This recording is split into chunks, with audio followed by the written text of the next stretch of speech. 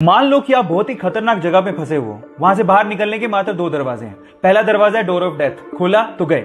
दूसरा दरवाजा है डोर ऑफ फ्रीडम, खोला तो आजाद। लेकिन आपको नहीं पता कि किस दरवाजे के पीछे क्या है। अब उन दरवाजों के आगे दो गार्ड खड़े हैं। पहला हमेशा सच बोलता है, दूसरा हमेशा झूठ बोलता है। लेकिन आपको यह भी नहीं पता कि कौन सच्चा कौन झूठा। अब वहां से बाहर निकलने के लिए आपको यह आजादी है कि आप हर एक गार्ड से मात्र एक सवाल पूछ सकते हो। अब मेरा सवाल यह है कि आप हर एक गार्ड से क्या पूछो कि आपको पता लग जाए कि डोर ऑफ फ्रीडम यानी बाहर निकलने का रास्ता कौन सा है। 10 सेकंड का टाइम देता हूं, फटाफट से जवाब दो।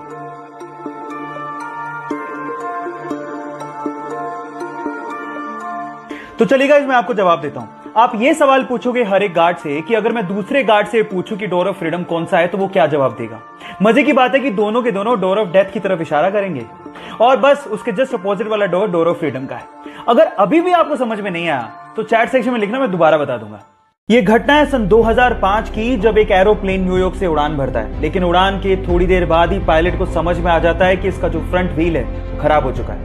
अब पायलट प्लेन को लैंड कराने का फैसला करता है, लेकिन लैंड करवाने से पहले वो प्लेन को लगातार 2 घंटे तक आसमान में ही चक्कर कटवाता है ताकि फ्यूल खत्म हो जाए और लैंडिंग के वक्त उसमें आग ना लगे। और उसके बाद अपनी सूझबूझ का परिचय देते हुए वो ये कोशिश करता है कि आगे का व्हील जमीन को ना छुए, जिससे आग लगने की संभावना कम से कम हो। और ऐसा करते हुए वो 140 यात्रियों की जान बचाते हुए प्लेन को लैंड करवा देता है। तो पायलट की सूझबूझ के लिए और 140 यात्रियों की जान बचाने के लिए 1 लाइक तो बनता है। चलिए गाइस, आपकी नॉलेज चेक करते हैं। क्या मुझे बता सकते हैं कि दुनिया में माउंट एवरेस्ट की खोज से पहले सबसे ऊंचा पर्वत कौन सा था? मैं आपको 5 सेकंड का टाइम देता हूं, सोच के बताइए।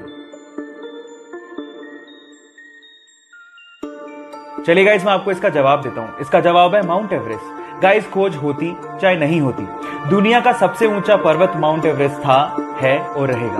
बाय द वे, आपकी नॉलेज के लिए बता देता हूं कि माउंट एवरेस्ट की ऊंचाई 8,848 मीटर है, जिसे इंडियन मैथमेटिशियन राधानाथ सिकदर ने ही नापा था।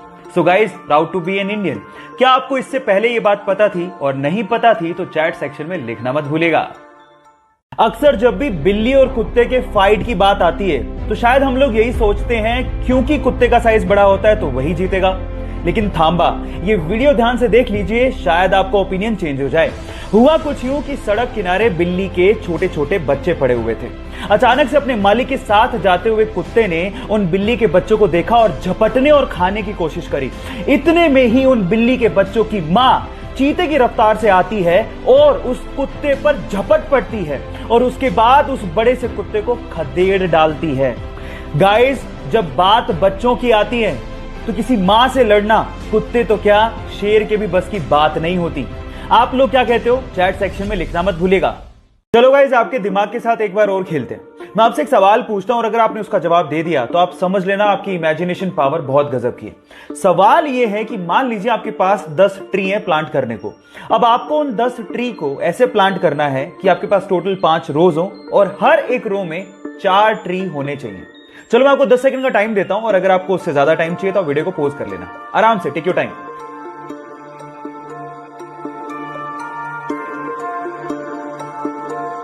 चलिए गाइस, मैं आपको बताता हूं, बहुत सिंपल है। आपको पहले एक स्टार बनाना है। आपको एक स्टार बनाने में टोटल 5 लाइनें लगती हैं। अब आप उस स्टार में कुछ इस तरह से प्लांट करो ट्रीज को। अब आप काउंट करके देखो, हर एक लाइन में 4 ट्री हैं और टोटल 5 ही लाइनें हैं। है ना गजब का सवाल? क्या आपने कर दिया था? चैट सेक्शन में लिखना मत भूलिएगा।